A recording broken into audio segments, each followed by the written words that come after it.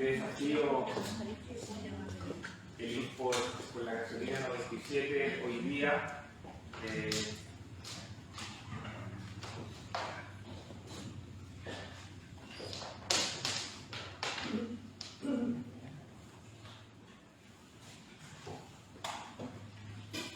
Tenemos un segundo, nos estamos ordenando y ya perdí.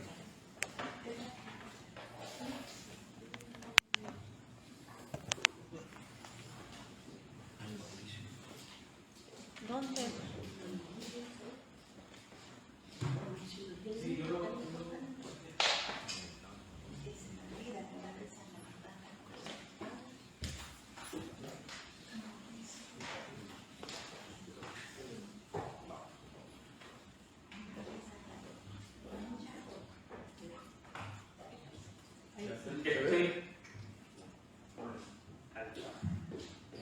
Este sermón y este pasaje lo he titulado Viviendo confiados en la mano de un Dios poderoso y amoroso. Hoy estaremos viendo sin duda uno de los pasajes y capítulos más maravillosos de la Escritura. Sin duda las Escrituras son maravillosas y por favor creo que me entiendan bien, pero este pasaje, el capítulo 8 de la carta de Pablo a la iglesia en Roma, es extraordinario, extraordinario. Sin duda ha sido por los siglos de los siglos una carta de tremenda bendición para la iglesia, pero este capítulo 8 un claro testimonio de cómo podemos enfrentar situaciones en nuestras vidas de todo índole. Nosotros tenemos momentos muy buenos, pero también tenemos momentos que son muy malos, muy complicados, ¿sí? No sé hoy día dónde estás tú con Dios y no sé hoy día cuáles son tus situaciones. Es primera vez hoy día que estoy visitando a la iglesia, por lo tanto solo veo caras, ¿sí? Pero Dios sabe tus situaciones, ¿sí? Dios sabe tus circunstancias, pero Pablo tenía algo para decirle a los hermanos en Roma, que era el deseo de Pablo ir a esta iglesia a visitarle, por animarles en su fe, por darle realmente esa gasolina de 97 lo mejor que hay para estos hermanos ahí. Y esta carta, y este capítulo en particular, es una respuesta clara para estas situaciones complicadas y para, la verdad, para todo tipo de tiempos que vivimos en nuestra vida. Pero antes de continuar y que entremos en el capítulo, quiero hacerte una pregunta que espero que la podamos tener presente. Quizás en la semana también estemos dándole un par de vueltas a esta pregunta. Cuando piensas en Dios, ¿cuál es la imagen que tú tienes de Él? Cuando piensas en Dios, ¿cuál es la imagen que tú tienes de Él?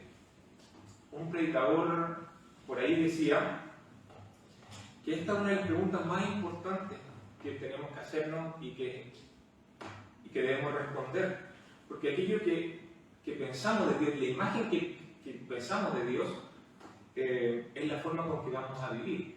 Si pensamos en un Dios pequeñito, ¿sí? Un Dios incapaz, algunos, por ejemplo, piensan en Dios como un copiloto, que simplemente va al lado nuestro, pero nosotros somos los que llevamos nuestras vidas y las decisiones, y Él simplemente nos va a decir de izquierda a derecha y un poquito más. Por lo tanto, ¿cuál es la imagen que tú tienes acerca de Dios?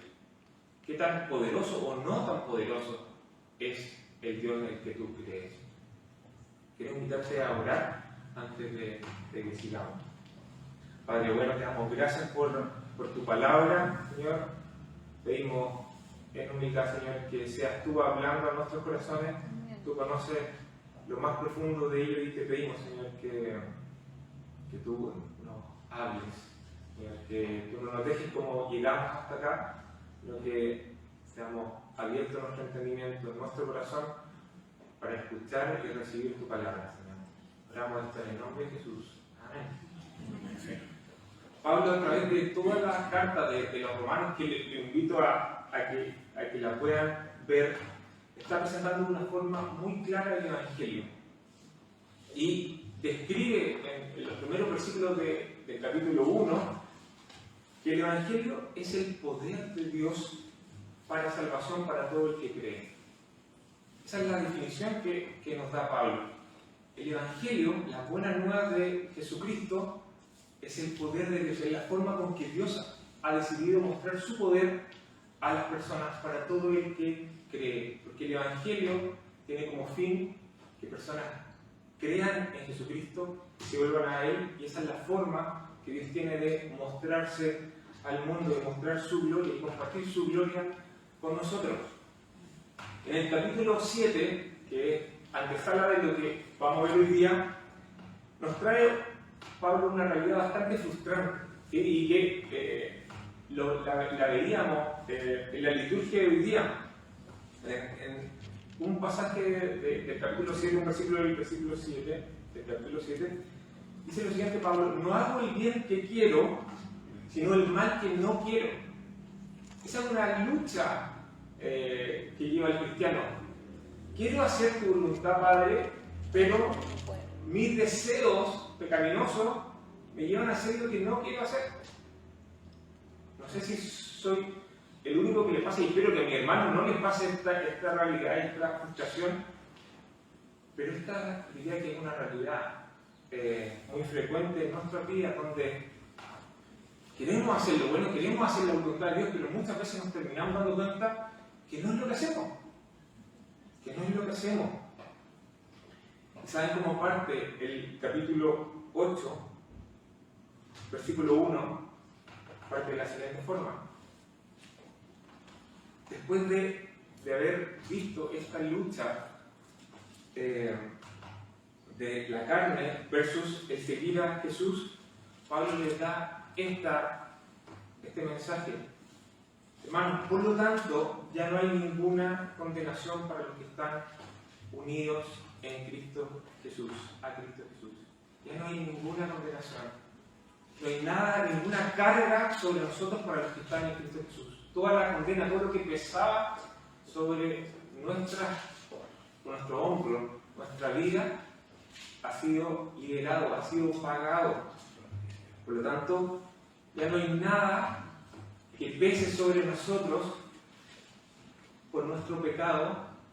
Aún esa lucha que va a tener hoy día, mañana, pasado mañana, ya no hay ninguna condenación, hermano, para ti por estar en Cristo Jesús, por estar unido a Él. Él pagó la deuda que nos pesaba.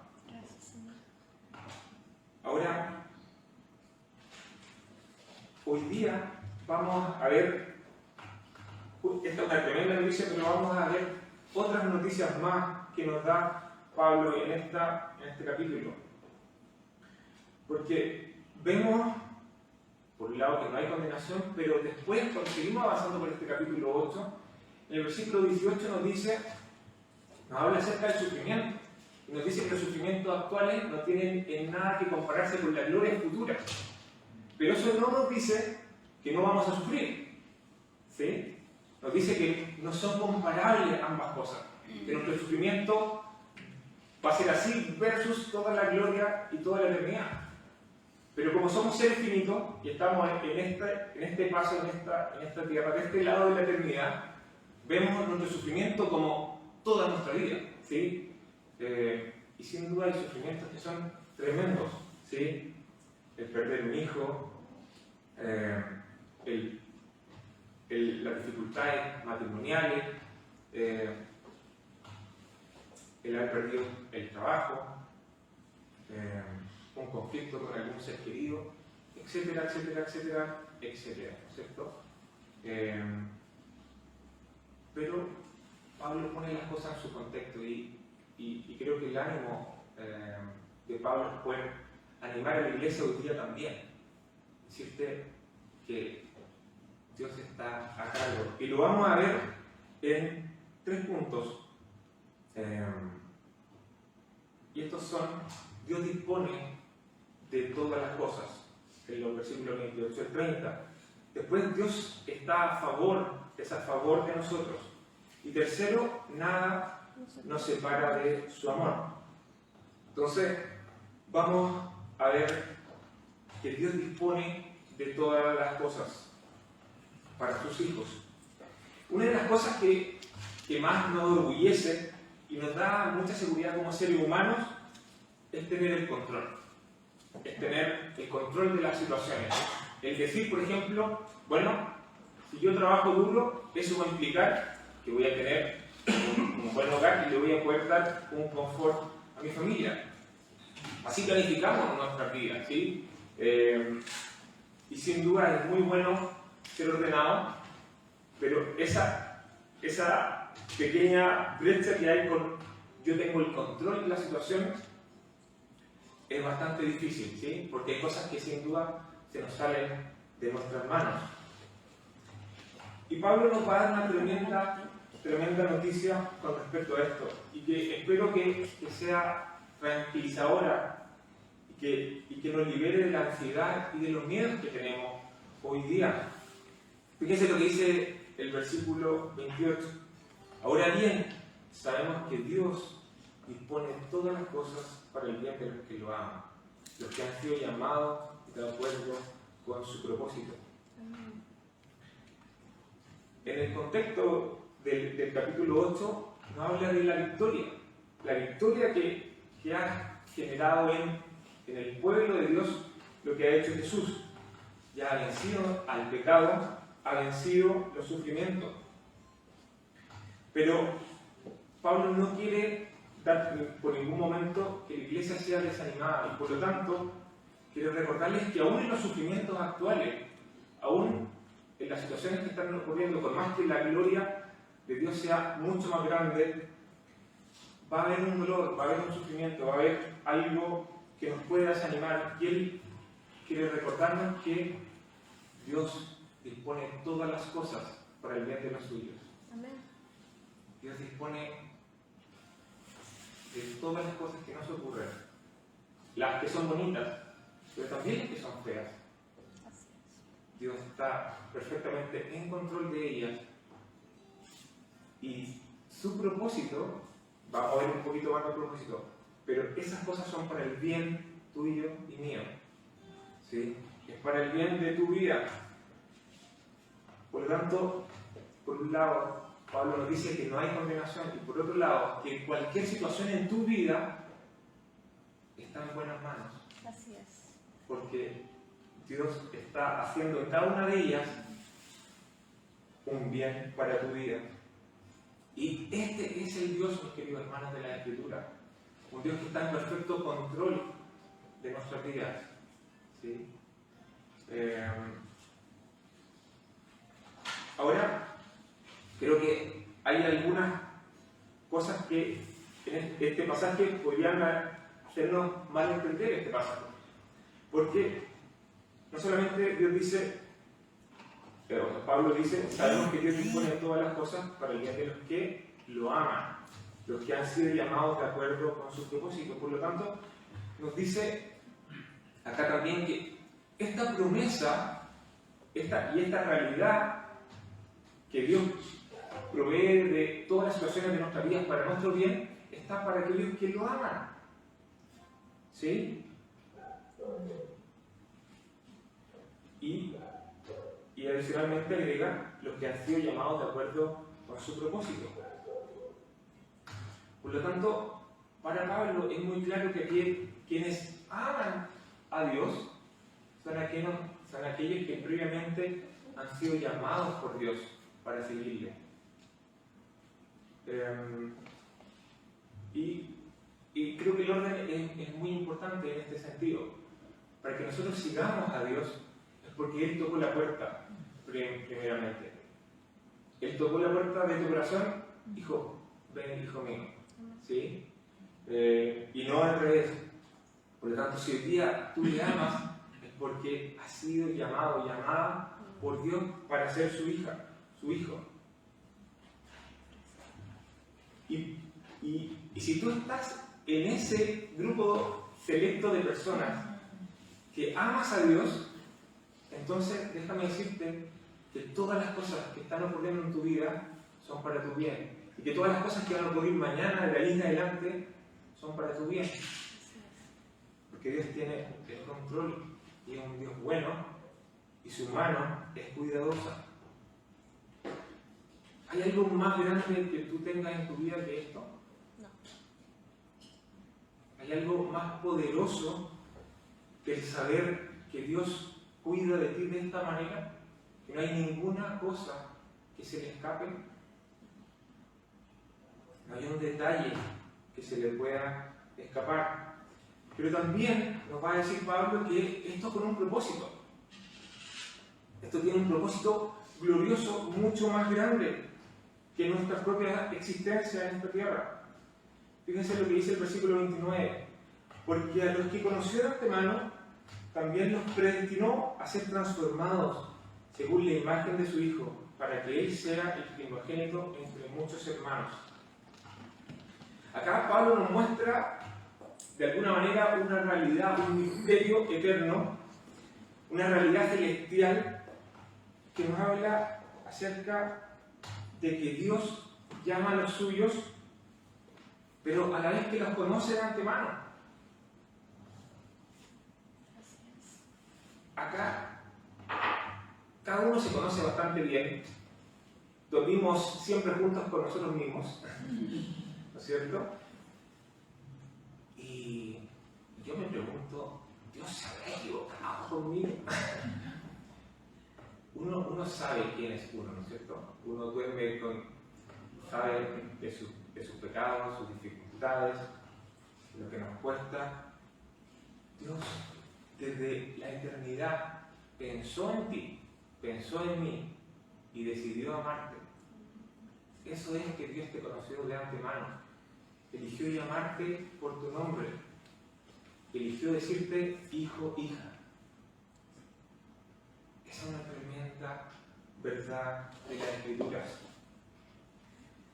Y esto es con un propósito eterno, como les decía, y creo que es bastante claro. Dice, también los predestinó a ser transformados según la imagen de su Hijo. Dios, si nos vamos a Génesis, ¿no es cierto? Él nos dice que nos creó a su imagen y semejanza. ¿Sí? Estaba Adán y Eva ahí y paseaban por el jardín y habían sido creados a imagen y semejanza. ¿Para qué? Para tener una relación especial. Las personas, tú y yo, nos podemos relacionar de una manera directa con Dios. No así, no sabemos cómo lo hacen los animales, ¿sí? de alguna manera, pero nos dio un trato diferente, porque nos hizo a su imagen y semejanza. ¿Cierto? Ahora también sabemos que perdimos ese jardín, ¿sí? Perdimos lo que teníamos en Génesis capítulo 1, capítulo 2, ¿no es cierto? Es cosa de ver las noticias. Si vemos 5 minutos de noticias nos damos cuenta que algo salió mal, algo salió muy mal, ¿no es cierto? Es casi traumático poner unos minutos de televisión y nos damos cuenta que hay un problema. Asesinato, muerte, engaño. Ustedes también lo ven y se dan cuenta. Por lo tanto, algo se rompió de esa imagen, ¿sí?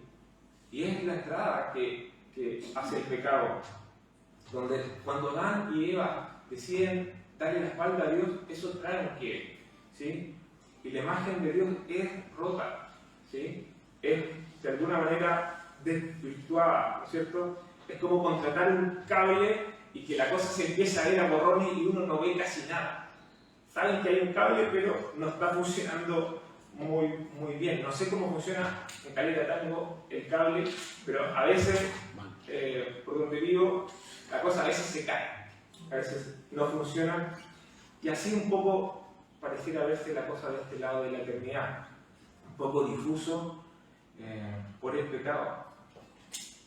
Pero vemos que en Cristo Dios está haciendo en ti y en mí la imagen de su Hijo. Está poniendo el canal correcto nuevamente en sus días y nos está compartiendo entonces la gloria de Cristo a personas como tú y como yo. Fíjense lo que dice el versículo 30. A los que predestinó también los llamó, a los que llamó también los justificó y a los que justificó también los glorificó. Somos parte de su gloria. Nos ha regalado su gloria como criaturas, pero como hijos. Sin duda, le glorificamos. Y acá hay un orden. Y y hay una elección también de parte de Dios de elegir, ¿sí?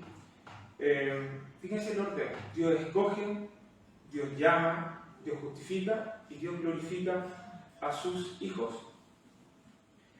Y la elección de Dios sin duda es una de las doctrinas más complejas, más difíciles para el ser humano. Pero me parece que para Pablo no era tan difícil, ¿sí? Si vemos muchas de las cartas de Pablo como parte, Pablo escogido de Dios, Pablo elegido de Dios, este pueblo, la iglesia de Efesios, de Corintios, elegido de Dios. Y me encantaría que ustedes pensaran en la iglesia de Calera de Tango como la iglesia de Calera de Tango, la iglesia anglicana, escogidos de Dios, elegidos de Dios, porque eso es lo que nos dice la palabra de Dios. No porque lo diga el hermano X, sino porque eso es lo que dice la palabra de Dios. ¿Sí? Ustedes son escogidos por Dios. Ahora, no me voy a meter en gran forma en la elección de Dios, porque creo que no podríamos estar hasta las 4 de la tarde, y creo que sería complicado para su estómago y para el mío también. Pero sería maravilloso realmente entrar en ello, pero sí podemos dar un rápido pasado por cómo es este mismo Dios, ¿sí? Él nos crea, Él también elige al pueblo de Israel como su nación, ¿sí? Como un pueblo especial donde va a tener su cuidado, su guía, ¿sí?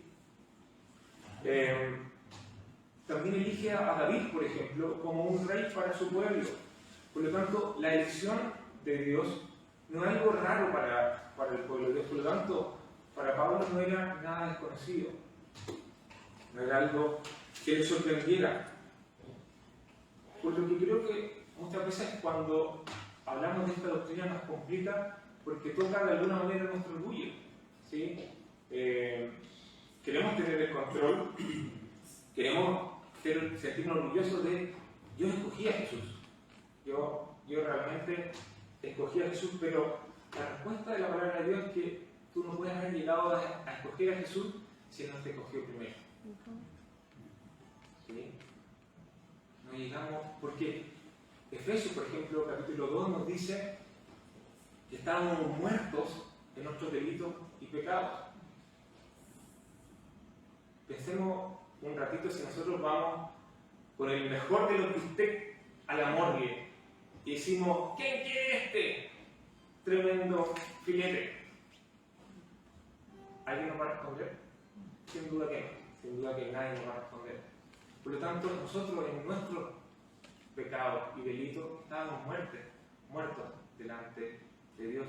Y necesitamos que Él nos vivificara. Y la forma es sobrenatural. Él lo hace, Él te llama con poder de la muerte para darte vida. Eso es lo que Él hace. Por lo tanto, debemos entender que la elección de Dios es sobrenatural. Ahora, eso no implica que no debemos responder, porque la palabra nos llama a responder en fe. Y la forma entonces que debemos responder a este amor de Dios, a esta elección de Dios es: te entrego todo lo que soy. Entrego mi vida, entrego mis pensamientos, entrego mi futuro, entrego mi familia, entrego mis dudas, entrego mis temores a este Dios. Porque es tremendo.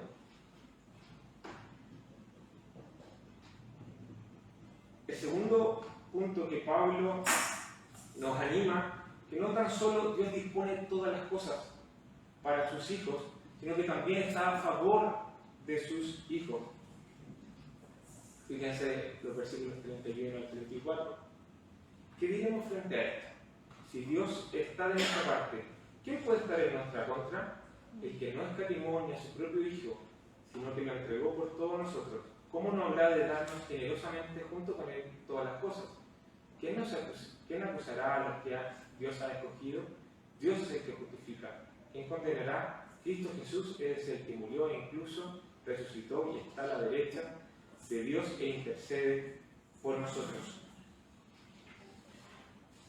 ¿Qué diremos frente a lo que acabamos de escuchar? Dios está de nuestra parte. Dios está haciendo el bien en nuestras vidas, en cada una de las situaciones. Adicionalmente, Él es el que nos eligió. Por lo tanto, si Dios está en nuestra parte, ¿quién podrá estar en contra nuestro? Y Pablo hace 4 preguntas retóricas en esto, ¿no es cierto? Nos dice, si Dios está en nuestra parte, ¿quién puede estar en contra nuestra? Después, ¿quién acusará a los escogidos de Dios? Tercero, ¿quién condenará? Y finalmente, ¿quién nos podrá separar del amor de Cristo? 4 preguntas retóricas que es una forma muy común de Pablo de hablar.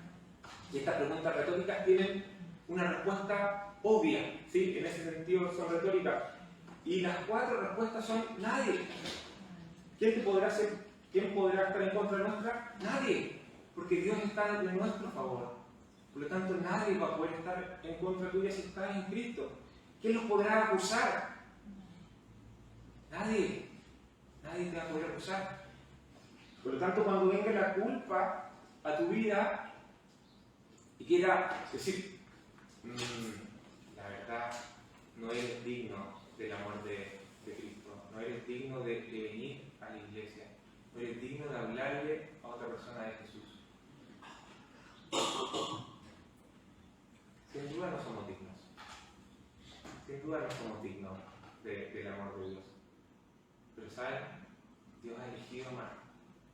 Y Dios por lo tanto te ha hecho digno. ¿Sí? Por lo tanto, no hay nadie que te pueda condenar. El único que te podía condenar dio su vida por ti.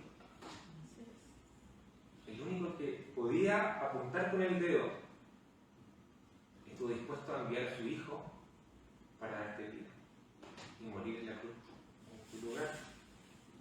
Él pagó nuestra culpa, Él pagó la condenación que cargaba sobre nosotros. Por lo tanto, somos libres entonces para vivir, para servir a Dios. Y creo que no hay opciones en nuestra vida. O somos esclavos del pecado o somos libres para servir a Dios. ¿Sí? Pero creo que en algún momento debemos tomar una decisión. ¿Qué vamos a hacer? O seguir atados al pecado o vivir para Dios. Fíjense las cosas que nos dice este pasaje. Él no escatimó ni a su propio Hijo, sino que lo entregó. ¿Cómo no habrá de darnos con Él todas las cosas? Él es generoso con nosotros y nos dará todas las cosas junto con Él. Somos herederos, nos dice otro pasaje de la Escritura. Por lo tanto, todo lo que tú tienes es dado por Dios. Todo aquello que tienes es dado por Dios. Y Él provee generosamente para nosotros. Y te da todo lo que necesitas para tu bien. Por lo tanto, debería provocar en nosotros un gozo y agradecimiento de corazón de que Dios da generosamente a sus hijos. Pero muchas veces lo que tenemos es, ¡ay, qué lindo está el pasto de mi hermano! ¡Uy, me gustaría tener eso que mi hermano tiene! Porque si yo tuviera eso, o si yo tuviera el don que tiene mi hermano, las cosas serían muy distintas. Hermano, Dios da generosamente todas las cosas para cada uno de nosotros, para que cada uno de nosotros pueda servir a Dios de acuerdo a lo que Él nos ha dado. Por lo tanto, ocupemos los dones que Él nos ha dado, sin importar quizás los costos que esto pueda tener, porque no hay nada más grande que poder servir a Dios. Finalmente, en el punto 3, se pregunta Pablo, ¿quién nos podrá separar del amor de Dios? En el inicio de este sermón yo les preguntaba, cuando piensas en Dios, ¿cuál es la imagen que tienes de Dios? Y ahora que hemos visto que Dios dispone de todas las cosas, que Él es el que te eligió, ¿esto cambia en algo cómo ves a Dios? Creo que en la semana puedas pensar en qué tipo de Dios crees, cuál es la imagen que tienes de Dios. Si es pequeñita o si es Dios que nos habla de la Escritura, que es plenamente soberana, que está a cargo de nuestras vidas y que la llevará al final. Este pasaje llamó a los primeros cristianos, pero también llama a todos los cristianos de toda la época a saber el gran amor que Dios tiene por ti, a saber el gran amor que Dios tiene por mí, y es eterno, no se va a acabar. Pero también nos habla del gran perdón que tuvo Dios por nuestras vidas, de sus planes perfectos. Y por lo tanto, cuando veo este tipo de pasajes, digo, ¿cómo debe ser mi respuesta? ¿Cómo debe ser mi respuesta si escucho esto? Y creo que la gran respuesta para ti, no importando el momento de tu vida que te encuentres, si estás en la juventud, en la adultez, o quizás ya te queden quizás pocos años de vida, no importa, creo que Dios te llama a vivir a concho para Él, entregando todos tus días para glorificarle. Y creo que nuestra respuesta hoy, aquí y ahora no puede ser otra que vivir a concho para Dios cuando damos todo lo que Él ha hecho por ti y por mí. Él lo ha hecho perfecto. Y Él nos ha regalado sus propósitos para que andemos en ellos. Y quiero dar dos razones para concluir. La primera razón porque veo que debemos hacerlo y tiene propósito servir al reino de los cielos, es porque cualquier otra cosa que no es poner a Dios en primer lugar implica que son cosas de corto plazo, que son por un tiempo limitado. Nuestro trabajo, nuestra familia, distintas cosas, y puedo pensar en las que hoy día ocupan un lugar importante para mí, pero no sé cuáles ocupan un lugar importante para ti. Pero todas ellas serán en corto plazo pensando en la eternidad.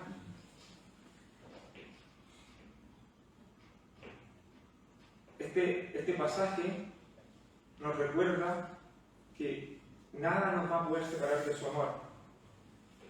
La tribulación o dificultades, la angustia,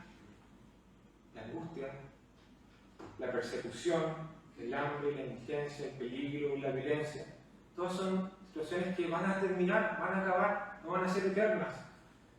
¿Sí?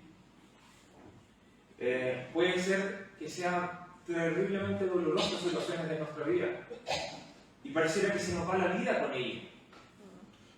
Pablo no quiere que la iglesia en Roma se desanime, pero todo lo contrario, que retome el ánimo de saber que Dios tiene a bien tu vida y por lo tanto es algo temporal estos sufrimientos, y el saber que Dios está ocupando esos sufrimientos y tus circunstancias para bien debería traer no solamente paz, sino gozo en nuestros corazones. Si Él está ocupando nuestro sufrimiento para el bien, creo que no debemos preocuparnos por las circunstancias, porque después nos va a decir que inclusive la muerte no es el fin para tu vida. Si aún te quedan poquitos años de vida, no hay algo de preocuparte porque vas a tener toda la eternidad para gozarte para con Dios. Pero la segunda razón es porque no hay nada más grande y poderoso que tu Padre Celestial, que te ha amado de una manera que nadie te va a amar, que estuvo dispuesto a enviar a su Hijo para tomar tu lugar, mi lugar en la cruz. Fíjate con lo que termina este capítulo. Sin embargo, en todo esto, en todas nuestras situaciones de vida, decía versículos antes que somos enviados como ovejas al matadero. Así muchos de nuestros hermanos del primer siglo eran perseguidos y matados y quemados. Eran como ovejas que iban al matadero. Pero sin embargo, en todo esto somos más que vencedores por medio de aquel que nos amó. Pues estoy convencido de que ni la muerte, ni la vida, ni los ángeles, ni los demonios, ni lo presente, ni lo porvenir, ni los poderes, ni lo alto, ni lo profundo, ni alguna otra cosa en toda la creación podrá apartarnos del amor que Dios nos ha manifestado en Cristo Jesús nuestro Señor.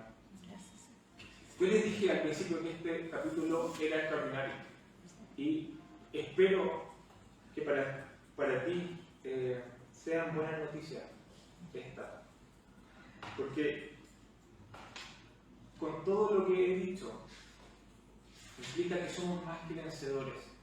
No hay nada que nos pueda apartar del amor de Dios. No hay nada que nos vaya a alejar entonces de una eternidad con Dios. Y no hay nada hoy día que te aleje del Padre. Versículos 26 y 27 del capítulo 8 nos habla de que el Espíritu Santo ora e intercede por nosotros con sonidos indescifrables. Me costó eso. El Espíritu Santo está de nuestra parte, está en nosotros y ora por nosotros, intercede por nosotros. Tenemos a la Trinidad completa trabajando en tu vida y en mi vida. Hermanos, no hay nada que nos pueda separar del amor de Dios.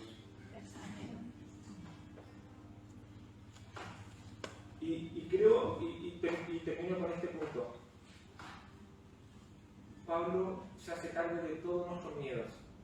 Fíjense, la muerte, demonios, lo que está por venir, que siempre es algo que nos genera ansiedad, miedo, si llego a perder el trabajo. Pero Pablo es claro de que hay algo mucho más grande que todas estas cosas. Es nuestro Dios. Y Pablo quiere que pongamos los ojos en Él. Él está a cargo de tu vida. Él está a cargo de esta iglesia. Él está a cargo de mi vida. Nuestro Dios. Ahora, te pregunto a tu corazón, ¿tienes esta seguridad en tu vida? ¿Tienes la seguridad que no importa lo que ocurra, no importa si te mueres saliendo de acá o si algo terrible pasa, que no hay nada que te pueda separar de este amor? ¿Tienes tú esta seguridad aquí y ahora? Pues si no la tienes, hermano, es un buen momento para que puedas pensar en lo que Jesús hizo por ti y puedas volverte a Él. Pero si estás convencido de esto, te invito a pensarlo, para que todas esas ansiedades no ocupen un espacio y un lugar en tu corazón, sino que haya paz y gozo por saber que lo que Dios está haciendo es bueno y Él sabe lo que hace. Y te invito a que no vivamos unas vidas a medias, sino que vivamos a concho para servir a Jesús, entregando todo lo que somos, entregando todos nuestros dones, nuestro tiempo, nuestra cabeza para servirle, en medio de nuestro trabajo, en medio de las situaciones que tenemos, en medio de nuestra familia, hablando y viviendo una vida que agrade a Dios. Oremos. Padre bueno, te damos gracias por tu palabra, te damos gracias por habernos elegido, Señor. Gracias, Señor, por esta palabra de Pablo en nuestras vidas, recordando que no hay nada que escape de tu control. Tú dispones para tus hijos todas las cosas, Señor, para nuestro bien. Ayúdanos, Padre, a recordar estas verdades, Señor, en nuestro día a día. Ayúdanos a tomarlas en serio, que esto implique que podamos vivir a concho para ti. Padre, realmente cárganos de esa gasolina, de la mejor, de la gasolina 97, de manera que podamos mostrarte, Señor, y podamos glorificarte como hijos tuyos, como iglesia tuya. Padre, gracias por hacernos más que vencedores al regalarnos tu victoria en la cruz, tu victoria sobre el pecado. Recordarnos entonces que no hay nada, ninguna condena, ningún peso que haya sobre nuestras culpas, Señor, quitando todo peso que cargaba sobre nosotros y darnos plena libertad para seguirte. Gracias, mi Señor. Gracias por tu palabra. En Jesús oramos. Amén.